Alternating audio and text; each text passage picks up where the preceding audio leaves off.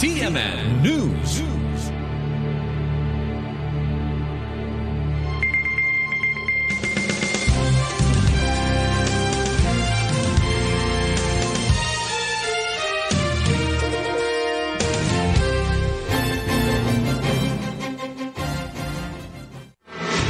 CNN Live Nationwide. Magandang araw, Sir Ariel. Magandang araw, Pilipinas. Patay ang 2 pulis matapos aksidenteng tamaan ng kidlat habang naka-duty sa Regional Mobile Force Battalion, pinagsabangan ng Wuhan Oriental, Mindoro, 14 ng Mayo, taong kasalukuyan.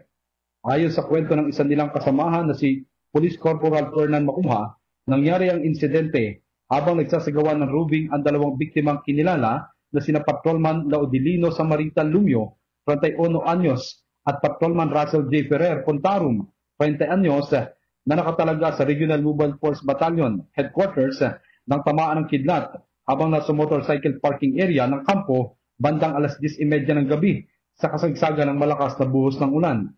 Noong panahong iyon ay saktong nagro-rubing din si Patrolman John Cyril Hilario na napadaan sa lugar at doon ay nakita ang 2 biktima na nakabulagta sa semento. Kaagad namang isinugod sa Mindoro Medical Center, Calapan City ang 2 biktima, subalit idineklara silang dead on arrival ayon sa sumuring doktora.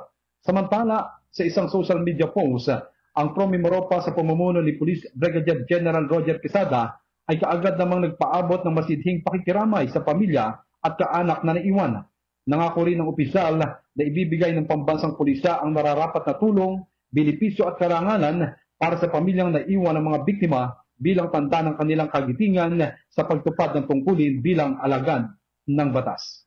Mula dito sa Oriental Mindoro, ako si Junard Acapulco ng DCSB Spirit FM Calapan City, reporting live para sa CNN Pilipinas. CNN Live Nationwide.